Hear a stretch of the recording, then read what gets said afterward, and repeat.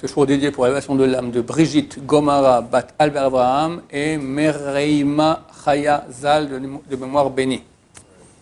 Alors on est lundi, mercredi soir, c'est Yom Kippour.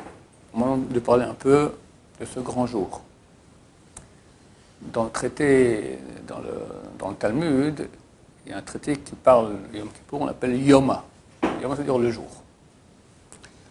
Et c'est écrit que dans la Télim, que Dieu a créé, Yamim Yutzaru, Dieu a créé des jours, et il y a un jour qu'il a pris pour lui. C'est le jour où le Tzerara, je ne peux pas dire son nom, c'est pas bien, le Sat et puis An, ou Sat et puis An en français, d'accord, il n'a aucun pouvoir. C'est pas que tu dois le faire un péché, tu ne pourras pas, tu peux, mais il ne pousse pas autant que les autres jours. Et aussi dans le ciel, il ne va pas accuser. Si on prend la valeur numérique du Sat et puis An, combien ça fait? 364. Ha, Sat et puis An, d'accord? Ça veut dire, et combien on a de jours dans l'année? 365. Donc, lui, 364 jours, c'est le boss. En tout cas, il est là, il se bat très fort. Très fort, les gens croient que ça va. C'est inimaginable quelle puissance il a. Yom Kippour, c'est le jour à nous. On est comme des anges. Ça, c'est donc le jour du calendrier grégorien. Ouais, solaire. Mais ça ne va. Ce que je dis, c'est une Gemara. C'est une Gemara écrite très clairement dans cette Yoma. D'accord? C'est pas comme ça. D'accord? Donc, on utilise à certains égards le calendrier solaire aussi. Alors, on est comme des anges. C'est pour ça qu'on ne mange pas. Et il faut comprendre que c'est bien que c'est un jour où on jeûne et qui peut mettre un peu en tension. C'est normal, il faut être en tension.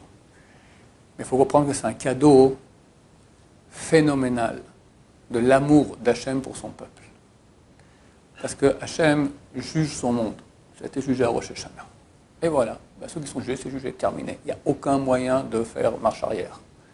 S'il décide que cette année, il y aura, je ne sais pas moi, des cataclysmes naturels terribles, une crise économique, des guerres avec l'Iran, tout ça a été fixé à Rosh Hashanah. Et c'est fini.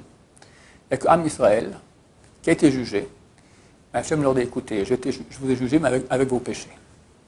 Maintenant, je viens maintenant à Kippour et je vous lave. Comme le dit Rabbi Akiva. Achachem Israël, comment vous êtes heureux Israël, bien heureux. De même qu'un mikvé, il purifie les impurs, de même Hachem purifie Am Israël. Hachem descend. Depuis Rosh Hashanah, il y a 10 sphères. Premier jour, 10 jours, tac, on descend jusqu'à ce qu'ils viennent. Maintenant, à Kippour, il est parmi nous. Et il nous lave. Tout ce qu'il demande, c'est qu'on dise, j'étais crétin. J'ai péché. J'ai fait ci, j'ai fait ça, je regrette. Tu dis ça, tout est enlevé. Est-ce qu'il y a un cadeau plus grand que ça? Un péché, enlever un péché, c'est très, très, très dur. Et c'est une tâche. Et c'est une tâche pour l'éternité, Hachem Ishmor. C'est terrible. Tout le monde voit ma batte. Tout le monde voit Hachem. Et toi, tu ne vois rien parce que tu as gâché tes yeux. D'accord. Tu dis à Kippour, je regrette. C'est fini. Je fais des efforts maintenant. Je réagis. Et Dieu te pardonne. Le Midrash, il dit, il y avait un roi qui a dit à toute sa population, sortez toutes les ordures de la maison, mettez dans la rue. Et moi, je viens avec la voirie, les camions, je prends tout. C'est ça, Yom Kippour. Tu sors ton linge sale. À Rosh Hashanah, on n'a pas le droit de rappeler des péchés, parce que Dieu nous juge. Et il y a la Midatadin, la rigueur céleste. Mais à Kippour, il n'y a aucune rigueur. Le Sat, il est tranquille, il ne fait rien du tout. Il n'y a qu'Hachem qui demande à te pardonner. Imagine, je ne sais pas moi, un mécano. Tu sais comment les mécanos, ils sont tout noirs, d'accord, partout noirs. Une année entière, il ne peut pas se laver. On dit, vas-y, douche chaude, vas-y, tu peux y aller tant que tu veux. Psh, quel bonheur! C'est ça, Yom Kippour. Donc, alors on n'y va pas, on ne fait pas un grand repas, on va faire un grand repas avec des steaks et tout ça, on est heureux, Dieu. Ça, c'est après, ça, c'est à Sukkot. Là, maintenant, on vient être lavé. Il y a un très bel exemple qui a été donné. En fait, dans Shir HaShirim, Rabbi Akiva a dit que tous les livres sont saints. On a 24 livres dans la Bible. Mais Shir HaShirim, le Cantique des Cantiques, c'est le saint des saints.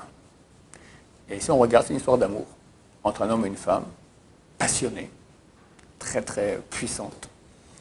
Et c'est en fait une allégorie entre Am Israël et Dieu. L'amour que nous avons pour Dieu et Dieu, l'amour qu'il a pour nous. Et toute la période qu'il y a ici, en fait, c'est une grande histoire d'amour. Elle commence le 1er Elul. Le mois de Elul, son signe zodiacal, c'est Betula, la Vierge. C'est comme un chidour. Lui, il n'est pas marié, elle est vierge, elle n'est pas mariée. On se rencontre, on se voit, on se parle, on commence à se plaire. C'est ça, on fait les slichot, on commence à faire tchouva, on fait le bilan, etc. Tout le mois de Elul, il y a une présence d'Hachem très grande aussi. Beaucoup moins que maintenant, mais elle est quand même ici, on est déjà en contact. Après, à l'époque, comment ils faisaient le mariage? Pas comme nous on fait aujourd'hui. Aujourd'hui, on fait tout sous le dénuptial. À l'époque, ils faisaient les kiddushin. Le mari venait, mettait une bague, lui disait At mekud shekli, tu m'es sanctifié par cette bague, consacré par cette bague, elle devient sa femme. Mais elle rentre chez ses parents. Et pendant 6 mois, 1 an, elle se prépare pour le mariage.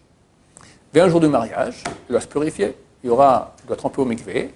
Auparavant, quand vous vous mariez, vous apprendrez que la femme, elle a 7 jours de propreté. Elle doit vérifier pendant 7 jours qu'elle est propre, pas de traces de sang, et après elle trempe au mikvé. D'accord? Après, il y a le mariage, sous le déniptiel, on fait les shava brachot sous le mariage avec le verre de vin, et après, ils vont se unir chez eux à la maison, et le mariage est consommé, comme on dit en bon français. C'est exactement ce qui se passe ces jours-ci. Pendant Elul, c'est le Shidour avec la Vierge. Rosh Hashanah, on dit à Dieu, tu es notre roi. On est ton peuple. Union. Dieu vient et dit, vous êtes mon peuple. Il nous consacre comme son peuple. Il nous met la bague.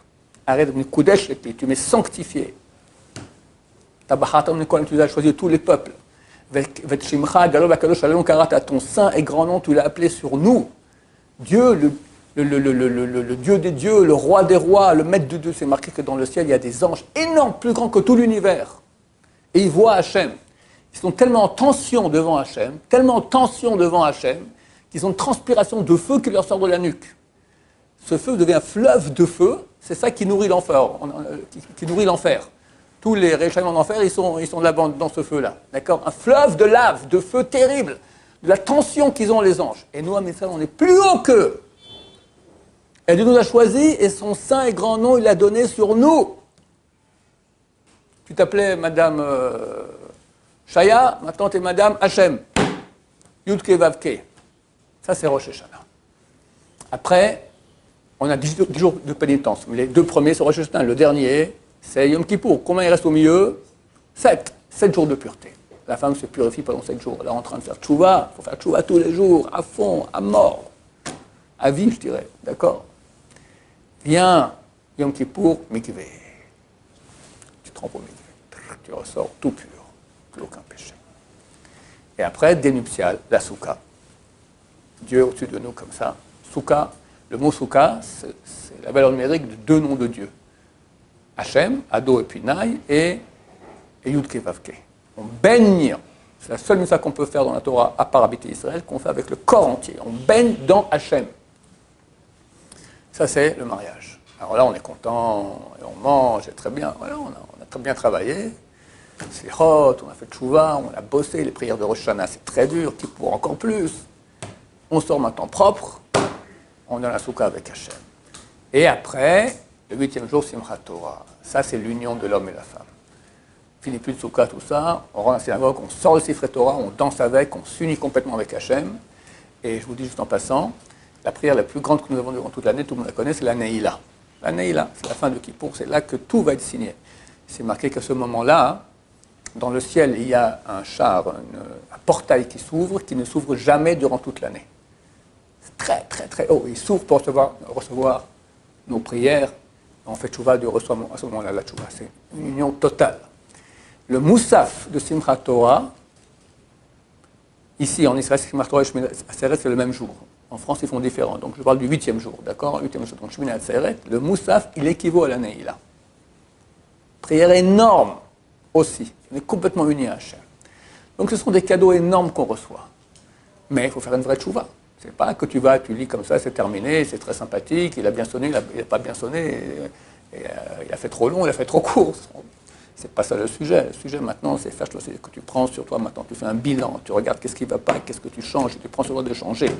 Et le plus important, arriver à prendre décision de changer, c'est ça le plus dur. C'est ça le plus dur. Reconnaître, regretter. Bon, je lui regrette les péchés qu'il a fait, mais après, c'est arriver à changer. Mettre en place des stratégies de combat. Comme Ikram Misati Sharim, le Yetzer Hara, c'est un combattant qui a beaucoup d'expérience, il connaît toutes les combines de la guerre. Alors on doit être extrêmement malin. Alors les premières fois quand on est jeune, on tombe dans le panneau. Au bout d'un moment, on prend l'expérience, on sait déjà comment il va revenir, c'est ça. On refait tchouva sur la même chose qu'on a déjà. On a déjà fait tchouva à Kippour, on refait. Alors au bout d'un moment, on se dit, mais je suis idiot, quoi, qu'est-ce qui se passe? Alors, regarde, pourquoi tu fais ce péché? Qu'est-ce qui se passe? Qu'est-ce qu'on fait contre? Mettre en place une stratégie. Et si on sait qu'on ne pourra pas tenir, de toute façon, à jamais pécher, faire une demi-tchouva. Je pense au moins de faire moins ce péché. Je regrette ce que j'ai fait, je prends sur moi de plus travailler là-dessus. Voilà, ça c'est le grand cadeau qu'on reçoit. C'est bien de pleurer à Yom Kippour. Ben Ishra, il dit que si quelqu'un n'arrive pas à pleurer, au moins qu'il prie avec une voix de pleurs. Comme c'est écrit, Shamat et Kol Bechi, tu as entendu la voix de mes pleurs. C'est pas que je pleurais vraiment, avec une voix de pleurs. D'accord? Rosh Hashanah, c'est un jour de fête, donc on ne pleure pas. Mais, on n'a pas le droit de se forcer à pleurer. Mais Rabbeinu Hari, le maître de toute la Kabbalah moderne, il y a 500 ans, il dit celui qui ne pleure pas à Rosh Hashanah, c'est que son âme, il y a un problème dans l'âme, il y a un petit défaut. D'accord? Pas un grand défaut, un petit défaut. Normalement, la lumière qui vient est tellement grande qu'on doit être ému et qu'il y a des moments où on est en pleurs. D'accord? Ça, c'est une âme qui est, le Hachem, réparée. Celui qui passe au niveau-là, il se répare ce qui peut, et au Rosh Hashanah prochain, il pleurera Bezrat Hachem. Il ne faut pas essayer de pleurer, mais ça vient normalement. Ça vient. Pendant les... Encore, c'est très bien aussi, c'est très bien. Tous les pleurs, c'est marqué que les portails de la prière ont été fermés. Pas toujours la prière est fermée, et la prière elle est reçue, mais les portails des larmes ne sont pas fermés. Donc les larmes, c'est très grand. On doit avoir des kippours avec crainte, avec joie. Si la crainte peut être insingulière. Il y a un verset qui dit Vegilou bir ada. Le sens simple du verset, j'en ai parlé ce matin à Rouven, qu'il y a le sens simple et il y a la dracha. Tout le monde connaît la dracha, mais le sens simple c'est Begilou. Vous serez heureux quand Rada, quand tout le monde va trembler sur terre, vous serez heureux. Quand on parle de la fin des temps. Mais les Sagistréels ont fait une dracha, ont fait un sens allégorique et ils ont dit Gilou soit en joie, Birada en tremblant. Ça veut dire, à Rosh Hashanah, à Kippour, ce n'est pas un jour où on va danser et comme je dis, on va boire et on va manger. C'est un jour de jugement. C'est écrit dans la Gemara. Pourquoi est-ce qu'on ne fait pas le Hallel à Rosh Hashanah et à Kippour? Toutes les fêtes, on fait Hallel. Alors Dieu a dit aux anges, qui ont posé la question, quoi, les livres de vie, de vivants et des morts sont ouverts et on va faire un Hallel? Les livres qui sont ouverts, on va te juger. Et puis il y en a qui sont écrits dans le livre de la mort, il faut comprendre. Il faut comprendre. On a vu des gens proches de nous cette année, parti, terminé, d'accord, et rapide. Ça ne manque pas, hélas, très rapide, d'accord, Hachem Ishmor. Tout ça est fixé maintenant, donc tu ne peux pas aller ce jour-là gaiement, on mange, on boit, on fait le Hallel. Donc on y va, mais ce n'est pas un jour de tristesse, c'est un jour de joie énorme, parce que notre Père vient ici et nous lave de tous nos péchés. Mais il demande qu'on regrette. Un regret, si c'est vraiment un regret, ça se fait en pleurs. Comment j'ai été tellement crétin de faire ça. J'étais idiot, je regrette, aide-moi à tenir bon, à plus repêcher là-dedans. On peut faire toutes les prières qu'on veut pendant Kippour. Maintenant, la Nihila, il n'y a pas beaucoup de temps, elle va très vite. La Nihila se fait forcément en fin de journée. Et ça, c'est une prière qui se fait vite. Pour ceux qui prient lent, c'est difficile. Ceux qui prient vite, de toute façon, c'est normal, d'accord? Mais pour ceux qui prient lent, donc il faut que tu prennes le temps pour. Voilà, dans ta chaîne. Comme je dis dans d'autres cours, et je l'ai dit ici aussi, je vais le répéter. La mitzvah de Kippour, c'est la tchouva. Le Rambam, quand il parle des lois de tchouva, il ne dit pas qu'il y a une mitzvah de tchouva. Il n'en parle pas. Pourquoi? Tchouva, c'est quoi? Si je ne faisais pas ce qu'il fallait faire, je commence à faire. Pas de mitzvah spéciale. Dieu t'a ordonné de faire. Il ne doit pas dire maintenant fais tchouva. Quelqu'un ne fait pas Shabbat, il doit faire tchouva et faire Shabbat, parce que Dieu a dit fais Shabbat. Pendant que je te dise fais Shabbat quand tu ne fais pas Shabbat. Donc, d'après le Rambam, il n'y a pas de mitzvah de tchouva. Mais il dit, quand quelqu'un fera tchouva, là, il y a une mitzvah de la Torah de vidouille. Vidouille, c'est, à voix haute, reconnaître ses péchés. Dire, j'ai péché, j'ai fait ci, j'ai fait ça, je regrette, et je prends sur moi d'arrêter. Maintenant, durant Kippour, ça commence déjà à Mincha, avant Kippour, on fait déjà, après la prière, on fait un vidouille. Et après, ainsi, toute la fête, on fait en tout 10 vidouilles, par rapport aux 10 sphères. 10 fois, on fait le vidouille. Il faut penser avant qu'on fasse, c'est bien de penser avant qu'on fasse la vidouille. Je vais maintenant la mitzvah d'Asedora, et de vidouille. C'est ça la mitzvah de la Torah, c'est pas la tchouva. La mitzvah de la Torah, c'est le vidouille. Et si quelqu'un il lit sans penser cela, alors la mitzvah est faite, mais c'est moins bon. C'est bien quand on fait une mitzvah de la Torah de savoir qu'on fait une mitzvah de la Torah. Même maintenant dans les slichot, tous les jours qu'on fait le vidouille, d'accord, pensez, je me fais maintenant une mitzvah de Doraita de vidvadou et hatatam. Ils feront le vidouille, ils feront l'aveu de leur péché. Donc c'est bien de penser que c'est la mitzvah de Doraita de cela. Pourquoi est-ce qu'on fait déjà mincha avant Kippour, on fait déjà le premier vidouille, après on va manger et après on rentre dans la fête. Pourquoi? Vous savez pourquoi? Quand on fait vidouille, c'est pas encore la fête. Le Rambam il dit, parce qu'on a peur que tu es tellement en angoisse que durant le repas, tu vas t'étouffer. Tu vas le travers et tu meurs sans avoir fait tchouva, c'est idiot. Alors au moins tu as fait vidouille déjà avant. Mais bon, Bezat Hashem, on va survivre bien comme il faut et on va aller solennellement. C'est écrit qu'après, d'abord on met des beaux habits. Normalement, quelqu'un qui est jugé, il se met en noir, nous on met des beaux habits. Et c'est écrit après, à Sukkot, on sort avec le loulav comme une épée, comme un soldat vainqueur. Alors on dit pourquoi? Parce qu'on est certain qu'on a gagné dans le jugement.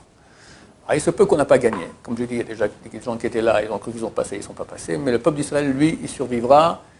Et on sait à quel point on a des ennemis dans le monde. Normalement, on aurait dû disparaître déjà 2000 fois, en 2000 ans d'histoire. On survivra, on continuera Bezat Hashem. Et Bezat Hashem, nous tous serons présents pour voir la fin. Berachamim Gdolim. Baruch Adonai, l'olam, amen ve amen.